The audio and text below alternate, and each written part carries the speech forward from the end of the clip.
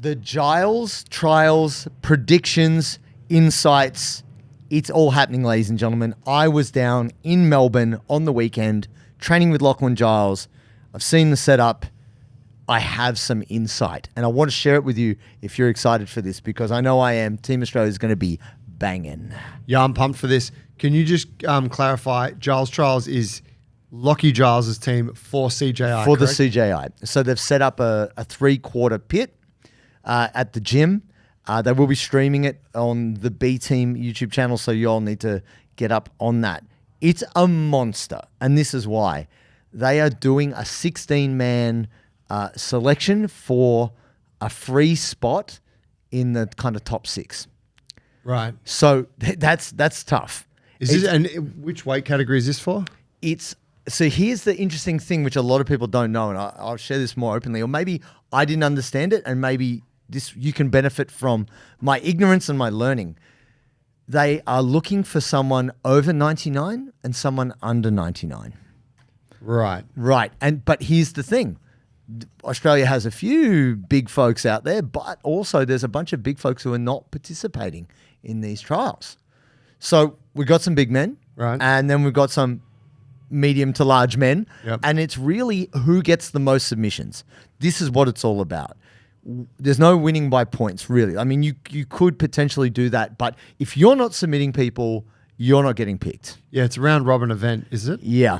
And so they've said openly, we're looking at most subs win. Most subs wins the spot. That's exciting. And so there's some really great people in there. So I don't really want to count anyone out, but there's some people in there who are known for winning, but not via submission. Yeah. So I was excited. I was down in Melbourne. I went down for the leg lock camp, and straight away I walk into the gym and I see Kit Dale just going to town on people, and he's looking lean and mean. It's the first time ever that I've been heavier than Kit in my life, I think. Oh, wow. Like he's like I think he's about 89 kilos. Battle of the heavy short men. Heavy short man. The broad torso.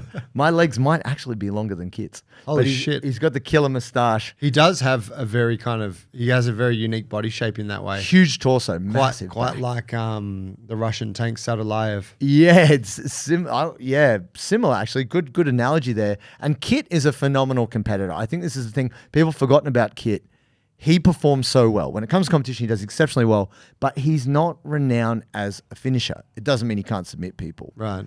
And so here's the thing. We've got a bunch of people coming into this 16-man. And so there's bets going on right now. People are like, I think it's, Shuffle or whatever, like some random betting website is actually taking bets on this stuff. It's pretty wild to me. But look, Tito John Carl brings us to our newest sponsor of the show. If you're looking to just lose some money. So wait, in this 16-man division though, it's both under 99 and over 99? And over 90, yeah. Right. Because I think, and this wasn't explicitly told to me, they might be able to shuffle folks around. Once they've worked out who the team is, for example, let's say they get someone who's maybe not as big, they could get them to go under 90, right, and they could get Kit, we need you to a shitload of cheeseburgers or what, like you can get them to go up. Yeah, right. They're looking for attacks and skills because they need one representative at each category. Right. That's right. So Anton Mamenko, he's a beast. He recently fought Kaya. He performs incredibly well. Right. And he's on the leaner side of his physique. He's not as big as he once was, but he's a beast. Urosh is in there. Hip Tosh Josh. We got Kenta. Urosh, Queensland? Yeah. Yep. Great competitor. Kenta's going to be in there. Wow. He's more of a sub 90 guy. I think he competes under 80 usually. Yeah, he's short but thick. He does very well with the bigger guys. I mean, Kenta competed against Micah. Yeah, that's right. Didn't he? Which would have been probably like it's under 80 kilos. Yeah, it's potentially 77 or whatever it was, 78. Yeah. Your boy Harry Kimura's in the mix. Harry Kimura's never not at a competition. The big boys come out. He doesn't comes miss out. a chance to hit a double wrist lock on some cats, mate. But I think he's a good contender too at that weight. Yeah, and as someone who's got good experience in not submission only, but like he's competed at what's the Japanese one that I love? Quintet. Quintet. You know, which are like these fast, like energetic rule sets where they're pushing heaps of action. Yeah, I think Kenta is a finisher. Yeah. This is the upside. And look, I want to talk about the challenge. This is what people don't understand about the Giles trials. And this is what I want to share with you as to why I think it's kind of shocking. It's all on one day. So the 16-man tournament, whoever wins that has to then get in the mix with Declan Moody, with Kaya, with Tito, like with... Oh, then they've got to enter the heavyweight division. Yeah. On the same day? On the same day. Wait, you got to go round robin, 16-man division. All these mothers. To then fight the big bosses. That's right. It is epic quest. It is crazy. Dude, that's... It's 100%. You said it, Joe. So guys, whoever wins that, it's really tough. Wait, I just don't understand how that's at all... How that makes sense, right? Worth it. Because... Yeah. It's very likely that you're going to get into it and then just get smashed. And so then it's like, well, why did we even bother having you go on this quest to get into it? Well, look, good question. I think I need to make a phone call. I think Lachlan Giles. Yeah. Well, look, there's various reasons as to why that is the way it is. I'll not get into them. But I want to talk about a guy who people are not necessarily aware of. Bilal. Now, some people are aware of who this guy is. He trained in Auckland. He's only been training for about 4 years. This guy is a big rig. A big rig. You don't, when you see him sitting down, you're like, oh, he kind of looks like everyone else. Oh, obviously, he's big upper body. He stands up. You're like, oh my God, I don't know how tall he is. 6'3", 6'4". Like, I saw him standing next to Bobby and he didn't look short. Right. You know, I was Bobby's like, wow. Tall. Very tall. And so Bilal Etiabari. And I didn't get to roll with him.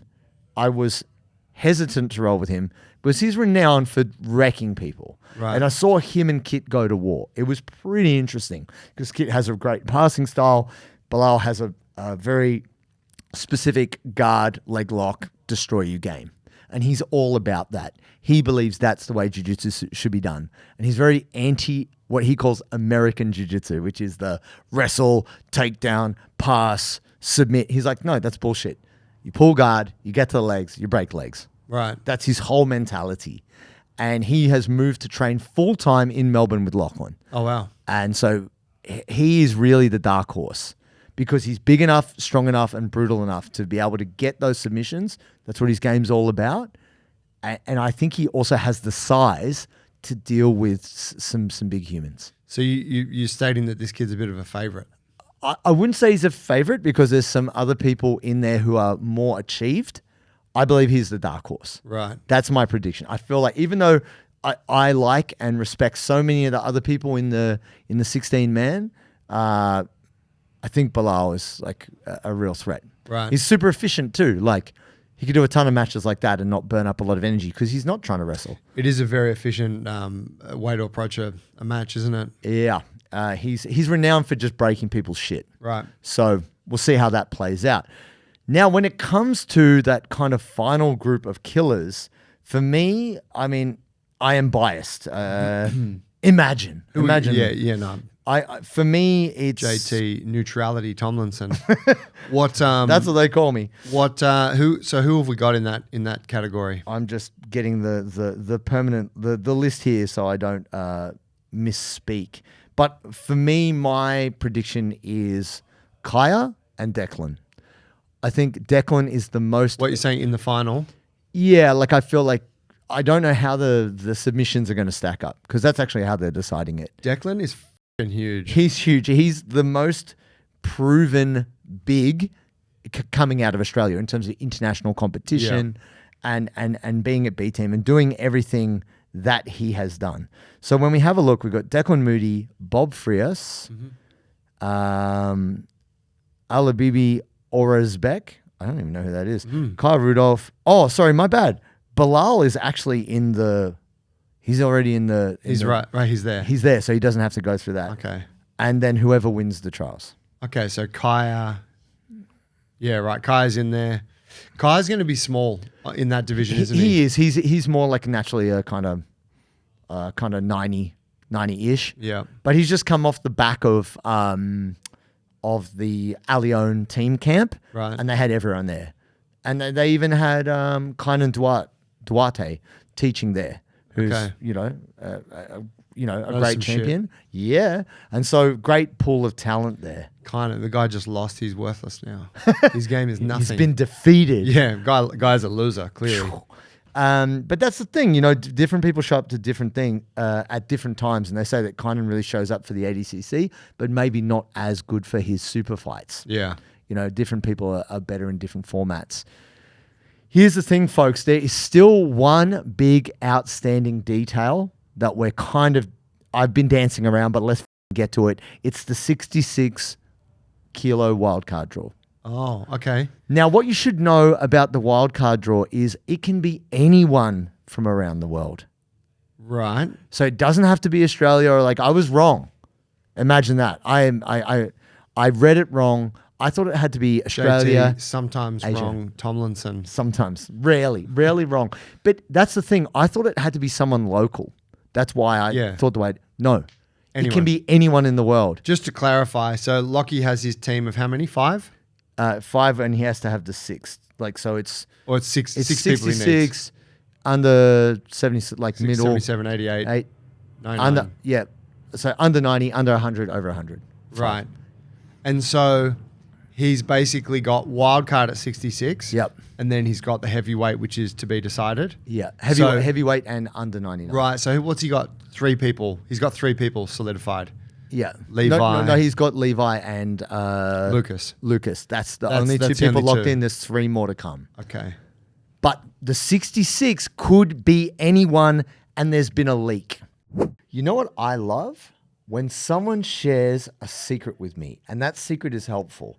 And the secret that I'm going to share with you today is the new flavor from Sodi. I'm talking about mandarin. I didn't think there was fresher flavors, but I'm telling you that mandarin, it hit different.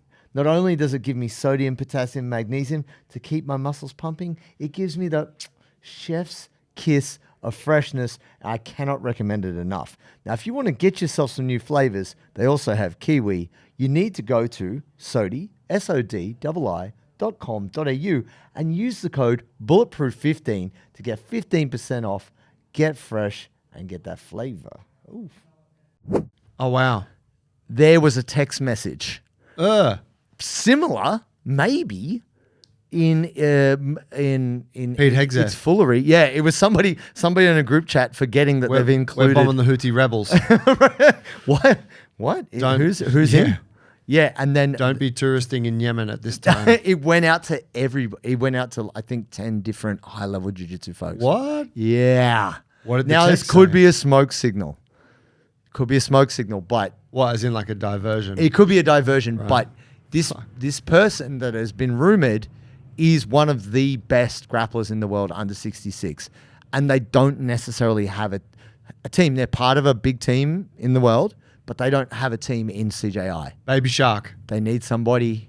It could be Baby Shark. Could be Joey's favorite grappler. Oh shit! His name could rhyme with Fabrizio Andre. Shit. Oh, could be. Hokaji. Nah. Bro, could be. This is what we're saying. Maybe. Wow. It could you be didn't say it. I didn't say it. I don't know. know for sure. But there's wild rumors swinging around. I talked to a lot of people when I was in Melbourne. I could get nothing out of Lachlan Giles. I love you, Lockie. You. And I could get nothing out of Mikhail. I was staying with him. I was chipping away at him. He's like, you'll find out Saturday. And I'm like, oh, tell me now. Dude, Hokaji at 66? Bro. Motherfucker gonna be stripped. Bro. Wouldn't that be a wild team, though? That would be incredible. Yeah, so this is the thing. I think the interesting thing for me is there's some major heavyweight names from Australia who are not doing this competition. Namely, Josh Saunders. Yep. Your boy Dan Manchild. Yep. Not doing it. Sandbag and Crionche is absent. Where's Sandbag and Crionche at? He's somewhere in Mexico. No, he's at bteam right now. Okay, fair. Like he's doing his thing. And on those, like Josh Saunders wouldn't miss a chance, but he's on the Danaher. He's team Danaher, and he also so did not get selected for New Wave.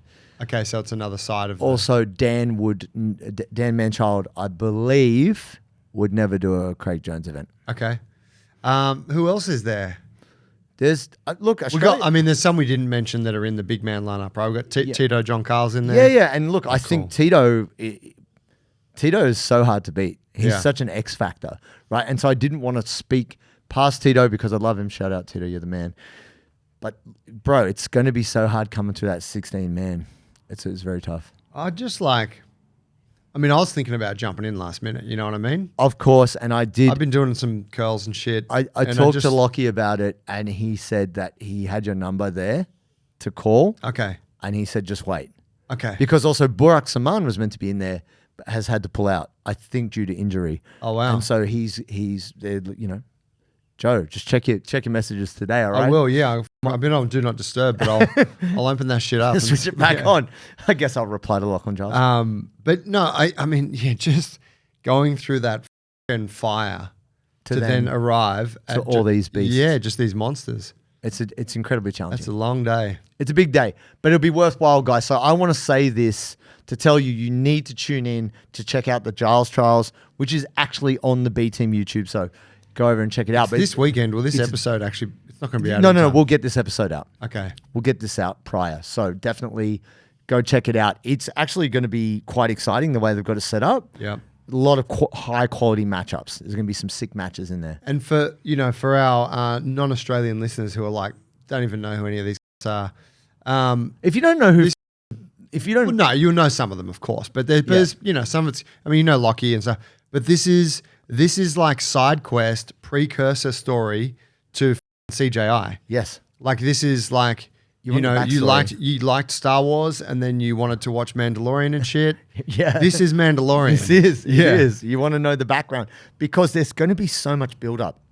If you look at the coaches Craig has picked, they're kind of polarizing other than Lockie. Like he picked Greg Souders for like Team America. Did he? Yeah. For Greg Souders coaching the American team. Yeah. So who else we got? We got Atos. And they've got New Wave. And I think they may have 10th Planet. I don't know if that's confirmed. Right. But then they've got old mate from Los Banditos coaching Team Europe. Owen. No. Big staunch. He's always beefing with all the Brazilians. You know what I'm talking about? I'll Google him now. Anyway. Yeah. Who is that? No. Anyway, he's very funny. He's charming fellow. He's always creating controversy, and I think Los Banditos have got a team, or is it a British team? No. There's like a Team Europe. I think they're doing misfits. That's what I think. That's what it's being called, right? Right. Okay. So you've got to look at that, and you've got to go, okay, who fits into a great finisher, a great performer, but maybe the team isn't big enough to be able to, you got at Los Banditos, you've got like Wizard of Ozbek, you've got Charles Negromonte, you've got like a bunch of really tough guys. But yeah, that's right. Certain teams, like the Australian team, there's smaller community here when you compare it to some of those enormous teams like Atos and stuff. No, but I think that the thing about Australia, which people are not appreciating, is we've got the talent. Like we have absolutely, but we don't have Atos has the talent in one gym, and that's just one gym, right? And we've got to bring the whole country state full of. We've got to bring the gyms. whole country togetger. And B Team's obviously got a team. Yes, of course. Who's doing B Team? Nicky Rod in there? Yeah. I would say Nicky Rod, but essentially they've got too many people to pick from at B Team. Yeah, I think that's. That's always the case with an event like this, right? You can't include everyone that you'd love to be there. Yeah. And that's why I understand, I'm probably not going to return Lockie's call because, like as much as he wants me you've got to give people a chance. I'd love to see some young guys come into their own. Oh, Ferradinho is the European coach. Show me, I never heard of this guy. Oh, bro, you got to get up on this guy. He's hilarious. He's always trolling. This guy. You do know him. If you see him, you know him. He's a beast. He's a world champion. He just made a comeback in the gi, and he's ultra tough. So yeah, Craig has picked polarizing coaches. And I think that Lockie is the most moderate of all the coaches that he's kind of chosen. And that ultimately Team Australia is the dark horse for the CJI. Yeah. But what you're going to see this weekend for the Giles trials is the build up, as like you say, like the embedded, the formative breakdown to like what's going to make this team that I believe can come and seriously challenge for the CJI $1 million. Well, yeah, and you know what just occurred to me, and I know that this is not news to anyone, but this is just this way of viewing it for me is kind of new.